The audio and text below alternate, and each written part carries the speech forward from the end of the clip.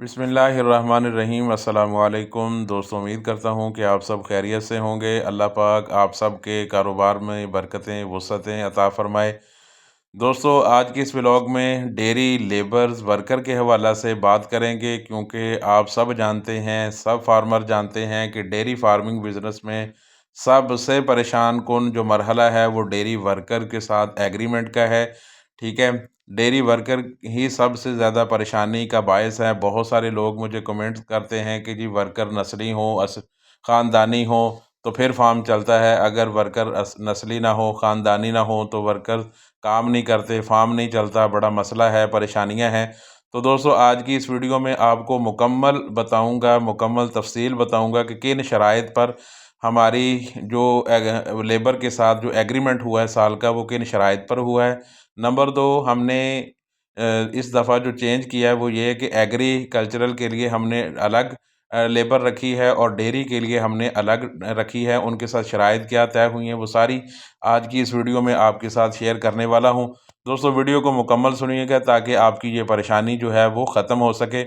दोस्तों, dairy farming business आप लोग भी कर रहे हैं या बहुत सारे लोग जो करना चाह रहे हैं, वो इस वीडियो को देखें, सुनें, समझें। डेयरी फार्मिंग बिज़नेस हो या कोई भी बिज़नेस हो, उस सब बिज़नेस के अंदर एक वीक पॉइंट होता है जहाँ से ओनर को परेशानी रहती है, मसाइल रहते हैं। तो डेयरी फार्मिंग बिज़नेस में अगर परेशानी है तो वो डेयरी वर्कर्स की है, लेबर्स की तरफ से परेशानी है। बंदा करोड़ों रुपया जो है वो फार्म पर खर्च कर लेता है, लाखों खर्च कर लेता है, लेकिन करोड़ों लाखों रुपया खर्च करने के बाद भी अगर कोई परेशानी रहती है तो वो लेबर की है। तो दोस्तों, उसका बेहतरीन हल ये है कि लोग जो हैं वो लेबर जो है वो बदल रही है, ज़माना बदल रहा है।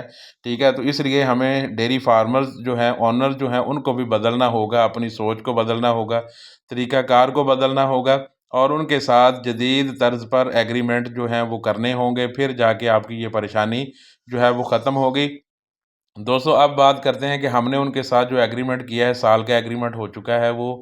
तो सबसे पहले जो है एग्रीकल्चरल जो है उसके अंदर हमने 2 लड़के जो हैं रखे हैं, उनके साथ जो हमारा एग्रीमेंट है वो साल का हुआ है। 30,000 रुपया उनकी सैलरी है। उसके बाद दोस्तों, मुकम्मल ज़िम्मेदारा जितना भी है, 28 से 30 एकड़ हमने मकई काश्त की है। तो उस मकई काश्त करें या चावल काश्त करें या गंदम काश्त करें, कुछ भी करें, तो उन 2 के ज़िम्मे जो है वो मुकम्मल एग्रीकल्चरल का काम है। पानी लगाना, खाद डालना, स्प्रे करना, ठीक है, वो उनके ज़िम्मे है। उसके बाद ट्रैक्टर भी उनके ज़िम्मे है कि वो ट्रैक्टर भी वो खुद ही चलाएँगे, ज़मीन तैयार भी उन्होंने खुद करनी है। 30,000 रुपया सैलरी और 50-50 हज़ार रुपया एडवांस उन दोनों ने लिया है। इसके बाद जो दूसरे हैं डेयरी वर्कर जो हैं, उसमें हमने रखे हैं जी 3 लड़के हैं। हमारे पास टोटल जानवर जो हैं वो 90 हैं, छोटे-बड़े सब मिला के। तो हमने 3 लड़के जो हैं वो डेयरी के लिए रखे हैं। उनकी सैलरी जो है वो 26,500 है और उसके बाद जो उनके साथ शराइत तय हुई हैं, उनमें जो सारी चीज़ें हमने लिखी हैं, हमारा स्टाफ बैठा है, लेबर बैठी है। एक दिन हमने मुकम्मल बैठकर 3-4 घंटे बहस मुबाहिसा के बाद सारी चीज़ें जो डिस्कस करने के बाद एक कागज़ पे नोट की हैं। उसके बाद फिर जाके हम स्टाम्प फरोश के पास गए हैं और वहाँ जाकर फिर हमने एग्रीमेंट जो है वो 1 साल का मुकम्मल किया है। तो दोस्तों, इनका जो एडवांस है, जो डेयरी लेबर्स हैं, इनमें से एक लड़के का लाख रुपया है, एक का 55,000 है और एक का 50,000 है, मतलब डिफरेंट है।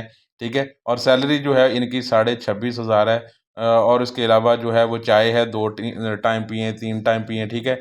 ठीक है, उसके बाद बोनस सैलरी है दोनों के लिए, डेयरी लेबर के लिए भी और एग्रीकल्चरल लेबर के लिए भी जो है वो बोनस सैलरी भी है साल मुकम्मल करने के बाद। तो दोस्तों, ये सारी चीज़ें डिसाइड करने के बाद, सारी तफ़सील के साथ बहस करने के बाद जब चीज़ें सारी तय हुई हैं तो एग्रीमेंट हो गया है। तो इस तरीके के साथ हमने पिछले साल भी एग्रीमेंट किया तो अल्हम्दुलिल्लाह पूरा साल हमने गुज़ारा है, कोई परेशानी नहीं हुई। आप